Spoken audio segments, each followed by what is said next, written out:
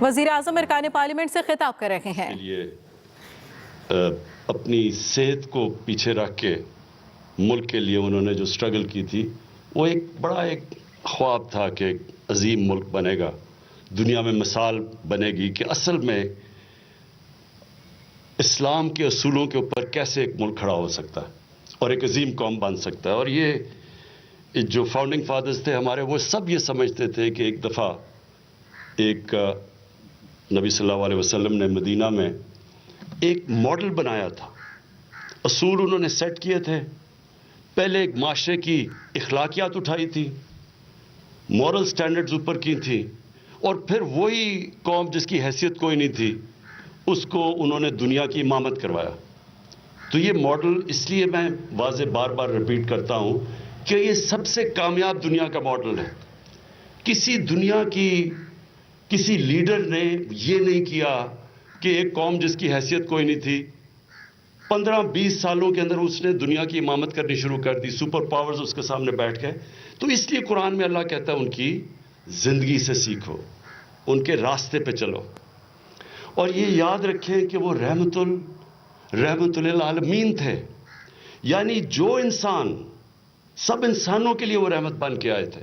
تو جو انسان ان کے راستے پہ چلے گا وہ اوپر چلا جائے گا. تو اگر آج اسکینڈینیویا کے اندر یا چائنا کے اندر وہ ان اصولوں پہ چلیں گے وہ اوپر چلے جائیں گے. اگر یہودی جس طرح انہوں نے تعلیم کی ایمرجنسی نافذ کی تھی, اگر وہ اس تعلیم کے اوپر وہ زور دیں گے جو انہوں نے ہمیں کہا تھا کہ جب سے پیدا ہو اور جب تک قبر تک جاؤ علم سیکھو, اور چائنا جاؤ علم سیکھنے کے لیے, تو اگر یہودی کریں گے وہ اوپر چلے جائیں گے, کیونکہ رحمت للعالمین تھے, سب انسانوں کے لیے وہ آئے تھے. تو جو بھی انسان ان کے پرنسپلز پہ چلے گا وہ اوپر چلا جائے گا. یہ ہے مقصد جو 25 سال پہلے تحریک انصاف کا میں نے اناؤنس کیا تھا کہ ہم نے ایک اسلامی فلاحی ریاست بنانی تھی جو کہ مدینہ کا ماڈل تھا. یہ بڑا امپورٹنٹ ہے, یہ جو اب سیشن ہے. یہ کیوں امپورٹنٹ ہے کہ دیکھیں, اگر ایک معاشرے کے اندر ان کی اخلاقیات, ان کی موریلٹی اگر قائم ہے, آپ ایٹم بم مار کے بھی اس قوم کو ختم نہیں کر سکتے. جاپان کے اوپر 2 ایٹم بم گرے, 10 سالوں میں کھڑی ہو گئی. جرمنی کے اندر ایک بلڈنگ نہیں کھڑی تھی, وہ بھی 10 سالوں میں قوم کہاں سے کہاں پہنچ گئی, کیونکہ ان کی موریلٹی قائم تھی, ان کے مورل سٹینڈرڈز قائم تھے. تو قوم جب اس کی موریلٹی جاتی ہے, تو میں بار مثال دیتا ہوں لیبنان کی. بیروت کو ہماری زندگی میں ہمیشہ پیرس آف مڈل ایسٹ کہتے تھے, آج وہ فیلڈ سٹیٹ ہے. 75% لوگ ان کے غربت کی لکیر سے نیچے جانے لگے ہیں, جو سارے مڈل ایسٹ میں مثال دیتے تھے. اس کی کیا وجہ ہے؟ اگر آپ ان کے لوگ جو سڑکوں کے اوپر احتجاج کرنے والے نوجوان تھے, وہ کیا کہتے ہیں کہ گورنمنٹ کرپٹ ہے. اور کرپشن ایک سمٹم ہے. جب آپ کی اخلاقیات ختم ہوتی ہے تو کرپشن آتی ہے. جب آپ کے پاس اخلاقی قوت ہوتی ہے تو آپ انصاف کر سکتے ہیں. قوم جس کی اخلاقیات ختم ہو جاتی ہے وہ انصاف بھی نہیں کر سکتی. وہ وہی کرتی ہے جو نبی صلی اللہ علیہ وسلم نے کہا تھا کہ بڑی قومیں تباہ ہوئیں, طاقتور کے لیے کمزور کے لیے دوسرا قانون. مطلب کہ جو انصاف نہیں کر سکتی قوم وہ تباہ ہو جاتی ہے. تو یہ جو آج سیشن ہے, اس کا مقصد تھا کیا؟ سمپل مقصد ہے کہ 1970 کے بعد جتنی الیکشنز ہوئی ہیں ساری کنٹروورشل ہوئی ہیں. ہارنے والے نے مانا ہی نہیں رزلٹ, وہ کہتے ہیں دھاندلی ہوئی ہے. تو جب اگر 50 سال میں ہم الیکشنز فری اینڈ فیئر کا مطلب جس طرح ان ڈیولپڈ ڈیموکریسیز میں الیکشن ہوتی ہے سب تسلیم کرتے ہیں رزلٹ, تو اگر ہم 50 سال میں یہی نہیں کر سکے تو یہ کیوں نہیں کر سکے؟ کیونکہ جب ایک پارٹی گورنمنٹ میں آتی ہے اس کے پاس وسائل آ جاتے ہیں, اس کے پاس موقع ہوتا ہے نیچے اپنا سارا پولنگ سٹاف اپنا کر دے, ان کے پاس طاقت آ جاتی ہے. تو جس نے آ کے اصلاحات کرنی ہوتی ہے وہ گورنمنٹ ہوتی ہے. تو گورنمنٹ آپ کے سامنے ہے. ہم نے 2015 کے اندر جو जुडिशल कमीशन बनी, वो क्यों बनी? 126 दिन का हमने क्यों धरना दिया? हमने धरना इसलिए दिया कि उस इलेक्शन के अंदर जो 2013 की थी, हमने कहा धांधली हुई यार, हमने 4 हल्के कह दिए।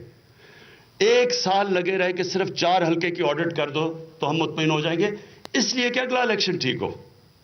ये मेरी सारी स्टेटमेंट्स रिकॉर्डेड है सोशल मीडिया पे। 4 हल्के मांगे थे और फिर बार कहा था कि 4 हल्के हो जाते, हमने कोई गवर्नमेंट तो नहीं बनानी थी कि अगली इलेक्शन ठीक हो। आप यकीन करें, जब वो हम अदालतों से जब 4 हल्के खुलवाए, चारों में धांधली निकली। लेकिन फिर जो जुडिशल कमीशन धरने के बाद बनी, उसके अंदर जो फाइंडिंग्स आई, एक गवर्नमेंट ने इस्लाह नहीं की, कोई कोशिश नहीं की गई कि अगला इलेक्शन ठीक हो जाए। और फिर जब 2018 का इलेक्शन आया, उन्हीं का इलेक्शन कमिश्नर, उन्हीं के नीचे पोलिंग स्टाफ, और कहते जी धांधली हो गई। सेनेट, जो भी आप में से पॉलिटिक्स में हैं, सबको पता है कि सेनेट के इलेक्शन में क्या होता है। वो तो छोड़े, विजुअल्स दिखा दिए गए, वीडियो क्लिप्स दिखाई गई कि सेनेट के इलेक्शन में लोग पैसे ले रहे हैं, ऐसे टेबल पे बैठे और ऐसे ऐसे नोट डाले जा रहे हैं बैग्स में, और कुछ नहीं हुआ। ये सोच लें कि ये मैं सिर्फ इसलिए कह रहा हूं कि हमारे मुल्क की अखलाकियात किधर पहुंच गई हैं कि आप देख रहे हैं कि जिन्होंने जाके पब्लिक के फैसले करने हैं, जो पब्लिक रिप्रेजेंटेटिव हैं, वो ऐसे ऐसे नोट डाल रहे हैं अपने बैग्स के अंदर, और विजुअल्स भी आ जाते हैं। ना इलेक्शन कमीशन कुछ करती है, ना गवर्नमेंट कुछ करती है। इस बारी फिर सुप्रीम कोर्ट कहता है कि वेरीफाइबल वोट होनी चाहिए, जब उनको पता है, क्योंकि बार बार देखा गया कि सेनेट के इलेक्शन में पैसा चलता है। किसने अपोज किया? सारी ऑपोजिशन पार्टीज ने और इलेक्शन कमीशन ने। यानी मुझे ये, मैं समझने की कोशिश कर रहा हूं कि इसमें हमें क्या फायदा है। हम कह रहे हैं कि ओपन बैलेट होनी चाहिए सेनेट के अंदर, ताकि सबको पता चल जाए वोट किसने डाली है। इसमें हमारा फायदा कैसे था? तो जब पता है कि सीक्रेट बैलेट पे पैसा चलता है, तो इलेक्शन कमीशन, जिसका काम है फ्री एंड फेयर इलेक्शन करवाना, और ऑपोजिशन, वो क्यों इसको अपोज कर रहे थे? सिर्फ मैं समझना चाहता हूं कि वो लॉजिक क्या थी। जब आपने वीडियोस भी देख ली पैसे चलते हुए, ये क्या वजह है? मैं आपको मगरिब का बताता हूं, क्योंकि मेरा बड़ा टाइम गुजरा वहां, जिधर जो मदर ऑफ डेमोक्रेसी कहा जाता है, पार्लियामेंट्री डेमोक्रेसी, बर्तानिया में वेस्टमिंस्टर मॉडल। आप तसव्वुर नहीं वहां कोई कर सकता इस तरह की चीज। जो उनकी डेमोक्रेसी है, उसकी बेसिस मोरालिटी है। अगर उनकी डेमोक्रेसी आज चल रही है, तो उनके मॉरल वैल्यूज है जो डेमोक्रेसी को चलाते हैं। जब आप शुरू ही कर रहे हैं डेमोक्रेसी धांधली 2 नंबरी से, तो वो मॉरल मोरालिटी किधर चली गई उसकी? तो जब आपको पता था, मैं आज भी मुझे नहीं समझ आई कि ये ऑपोजिशन, जब इनको पता था, इनके दौर में हमेशा पैसा चलता है सेनेट के इलेक्शन में, इन्होंने क्यों इसकी मुखालफत की? और इलेक्शन कमीशन, उसने क्यों मुखालफत की? फिर अब ईवीएम्स, ये ईवीएम्स कोई हमने एक दिन फैसला नहीं किया। हमने सारी रिपोर्ट देखी 2015 की, जो जुडिशल कमीशन की रिपोर्ट आई थी, उसमें डिटेल्स देखी कि किधर किधर उन्होंने, कितने तरीके थे उस रिपोर्ट में, अगर आप पढ़े, कि किधर किधर धांधली होती थी, बैग्स कैसे खुले होते थे, डबल स्टैम्प्स कैसे लगते थे। तो वो जब रिपोर्ट सारी स्टडी की, तो उसमें पता चला कि ज्यादातर धांधली होती है जैसी पोलिंग खत्म होती है और रिजल्ट अनाउंस होने के बीच में। डब्बे कई दफा बदले जाते हैं, रास्ते में वो जा रहा हो, हर किस्म की चीजें ये अदालत के अंदर आई थी जबकि जुडिशल कमीशन बैठी थी। तो उसको स्टडी करके हमने फैसला किया कि इसका तरीका एक ही है, ईवीएम मशीन्स ले आओ। क्योंकि ईवीएम मशीन से क्या होना है, जैसे इलेक्शन खत्म हो सीधा रिजल्ट आ गया। किसी ने चेक करना है तो पेपर ट्रेल पड़ी हुई है। तो वो तो हमने बड़ा, यानी एकदम फैसला नहीं किया। अच्छा, फिर जब हमने ईवीएम शुरू किया, और तकरीबन 1.5 साल से بار بار اپوزیشن کو کہتے رہے کہ آئیں بتائیں کوئی بہتر طریقہ کیا ہے، کیونکہ شور تو آپ نے مچایا ہوا ہے، 2018 کی الیکشن دھاندلی ہوئی ہے، الیکشن کمشنر آپ کا، سٹاف سارا آپ کا، اور پھر بھی آپ شور مچا رہے ہیں کہ الیکشن میں دھاندلی ہوئی. تو بتائیں تجویز کیا ہے. 1.5 سال سے انہوں نے کبھی بھی نہ گورنمنٹ کی مدد کی، نہ کوشش کی، نہ انہوں نے کوئی بتایا اپنی کوئی تجویز کیا ہوگی، بائیکاٹ کرتے رہے. اب میں سوال پوچھتا ہوں کہ تجویز آپ نے دینی نہیں ہے، ساری الیکشن 50 سال سے کنٹروورشل ہے، ایک گورنمنٹ وہ لے کے آ رہی ہے EVM مشینز، اس میں ہمیں کیا فائدہ ہے؟ جس طرح کے سینٹ کے الیکشن کی اوپن ووٹنگ سے ہمیں کیا فائدہ ہے؟ EVM مشین ہے کیا؟ بیسکلی یہ ہوتا ہے جس طرح ایک کیلکولیٹر ہوتا ہے کہ ووٹ ساری پنچ کی، جیسے الیکشن ختم ہوئی دبایا رزلٹ آ گیا، کسی نے چیک کرنا ہے پیپر ٹریل آپ کے سامنے ہے. یہ بڑی سوچ سمجھ کے ہم لے کے آئے تھے کہ اس سے ساری کنٹروورسی ختم ہو جائے گی. کس نے اپوز کیا؟ ساری اپوزیشن نے. اور پھر الیکشن کمیشن کا کیا کام تھا؟ وہ اس کے خلاف شروع ہو گئے پروپیگنڈا کرنا، اور کوئی وجہ نہیں دے رہا ہے، عجیب عجیب سی چیزیں بتا رہے ہیں کہ پتہ نہیں یہ نہ ہو جائے، پتہ نہیں بلوچستان میں بجلی نہ ہو تو کیا ہو. یعنی ہر وہ چیز. تو آج کل جو الیکشن ہے اس میں کیا ہوتا ہے؟ کبھی بتایا ہے کہ اس الیکشن کے اندر جو تھیلیاں کھلی ہوتی ہے، جو سب کچھ ہوتا ہے، جو ڈرامہ، جو 24 گھنٹے کے بعد رزلٹ آتا ہے، ڈبل سٹیمپ لگا کے ہرایا جاتا ہے، یہ ساری چیزیں. تو اس کا کیا توڑ ہے؟ اس کا توڑ EVM مشینز ہے. اور میں آج آپ سب کو یہ کہنا چاہتا ہوں کہ دیکھیں، جب بھی آپ ایک معاشرے میں اصلاح کرنے جاتے ہیں، ریفارم کرنا چاہتے ہیں، ریفارمز کے اگینسٹ ہمیشہ ایک ویسٹڈ انٹرسٹ کھڑا ہوتا ہے. وہ ویسٹڈ انٹرسٹ جو ایک کرپٹ سسٹم کو چینج اس لیے نہیں ہونے دیتا کہ ان کا فائدہ اس کے اندر. اس کے اندر جتنے بھی جعلی ووٹس بنائے ہوئے ہیں وہ نکل جائیں گے.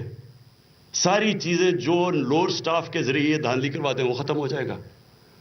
اس کے اندر وہ چیزیں آپ کے سامنے پہلی دفعہ ایک ملک میں فری اینڈ فیئر الیکشن ہو جائے گا. میں ابھی تک نہیں سمجھا کہ اس میں میری اینگل کیا ہے.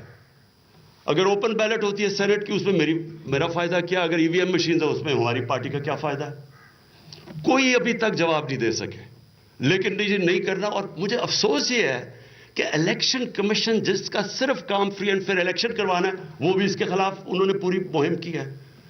اس کے اوپر پہلے سینٹ کے اوپر انہوں نے جس طرح عدالت نے موقع بھی ان کو دیا کہ ویریفائبل ووٹ کر دیں، ادھر بھی انہوں نے اپوز کیا، اب بھی کر رہے ہیں.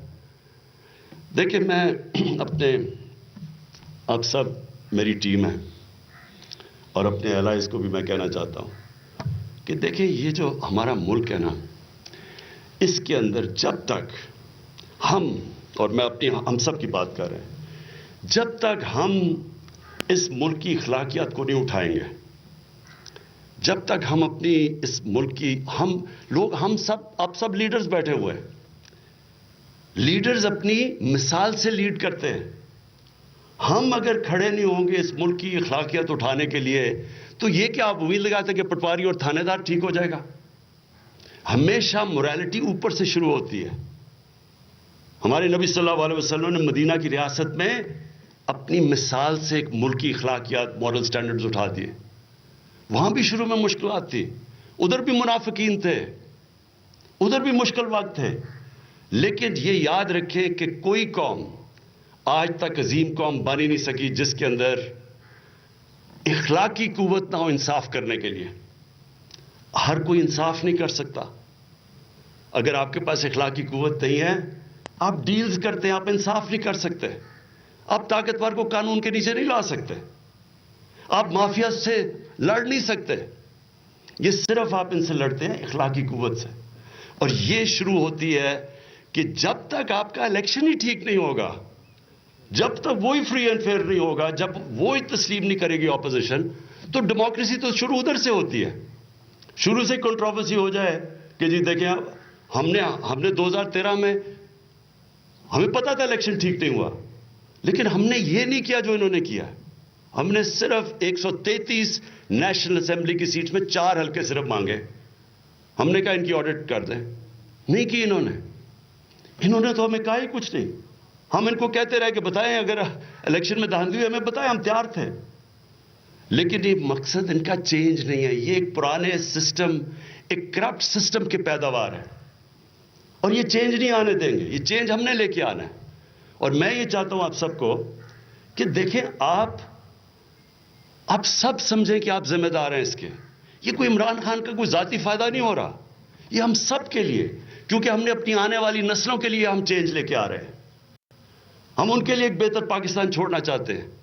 وہ ہم کیسے کریں گے کہ اگر جب الیکشن ختم، جو الیکشن کے اندر چیزیں ہوتی ہیں ہم سب کو پتہ ہے کیا، سینٹ الیکشن، میرا مطلب اس سے شرم چیز کیا ہے کہ سینٹ الیکشن سے پہلے ایک جناب وہ آ کے ہمارے لوگوں کو پیسے آفر کر رہا ہے اور اس کی ویڈیو نکلاتی ہے، کوئی ایکشن نہیں لیا جاتا.